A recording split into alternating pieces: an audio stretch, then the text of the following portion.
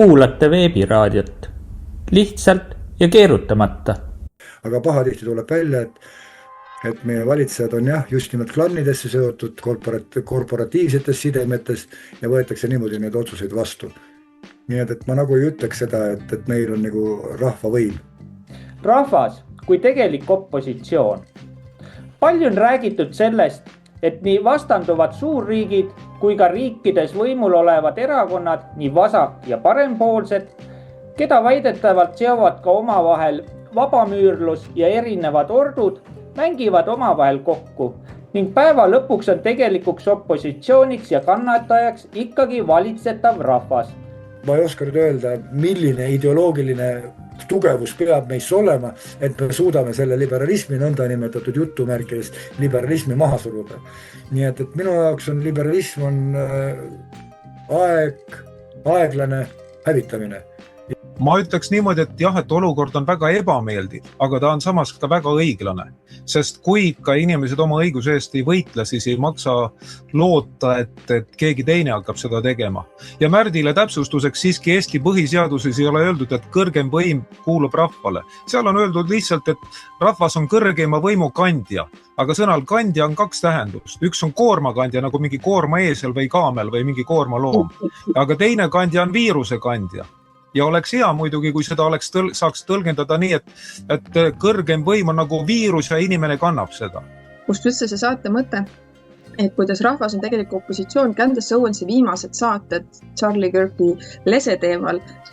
Päris head saated on. See, kuidas seal on kokku tulnud nii need Trumpi kui ka tema see vastane demokraatide partei pooldajad ja seal on ka neid, kellele Candace'i muud väljaütlemised on täitsa vastukarva, aga see, mis toimub Charlie Kirkiga juhtunu ka seoses, see maalib kogu selle asja väga selgelt välja. Mingit jumala asja korrutatakse, kood ja kuidas Charlie seal taevas, aga kui praegu surma järgselt niimoodi postuumselt pannakse Charlie'le sõnu suhu stiilis, nagu tema oleks väga seda Iraani ründamist pooldanud ja et tal on ikka, ta on nagu meie poolt, siis ma mõtlen, et appikene, see on ju täitsa nagu surnu teotamine, kes need inimesed on, kes nii teevad. Kui me tahame, et me saaksime oma vabaduse üle ise otsustada, siis me ei saa loota selle peale, et meil on mingid juhtfiguurid näiteks, et kui me saaksime nüüd näha, et teie ühendusele raha tuleb, siis me tuleme teiega appi. Praegu ei ole enam seda aega, kus lihtsalt loota, et kõik teised teevad nende selles suhtes inimeste eest ära, kes meil siin on, näiteks 5 inimest teeb ja 100 000 lihtsalt vaatavad kõrvalt, et kui te saate tehtud, siis me tuleme ka. See aeg on sisuliselt juba läbi. Kui me nüüd lähikuudel või isegi juba lähinädalatel, sõltub sellest, mis Iraanis toimub, ei hakka tegutsema, siis tehakse otsused meie eest. Aga klassikaline ori, ta unistab sellest, kuidas temast saaks orjapidaja.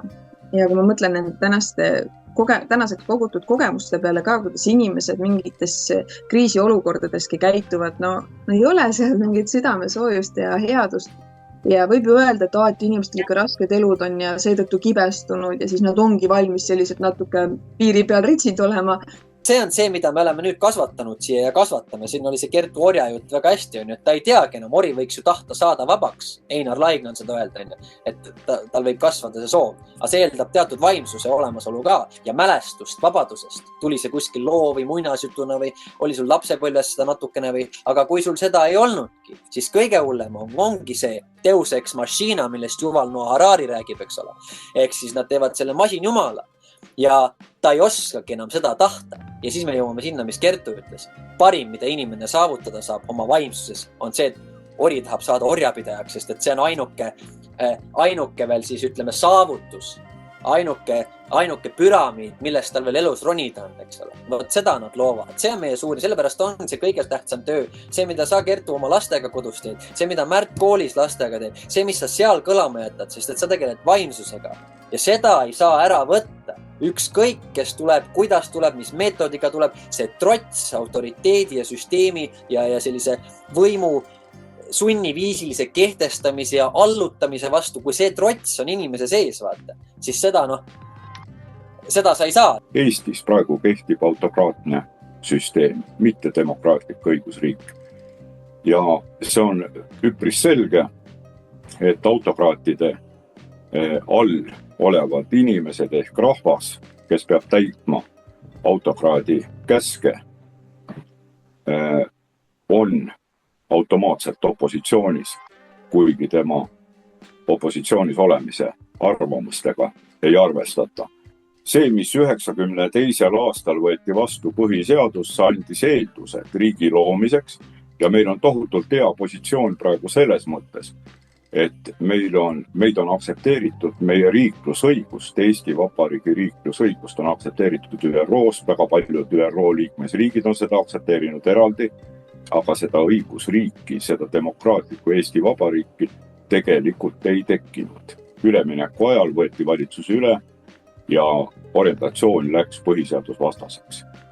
Et mina ei ole sellega rahul, selles mõttes ma olen anarhist, ma elan oma seaduste järgi, ma ei tee kellelegi haiget ja arvan, et nii on praegu õige. Ma ei pea enda riigiks Euroopa Liitu, aga Eesti Vabariik ei ole. De jure ei ole.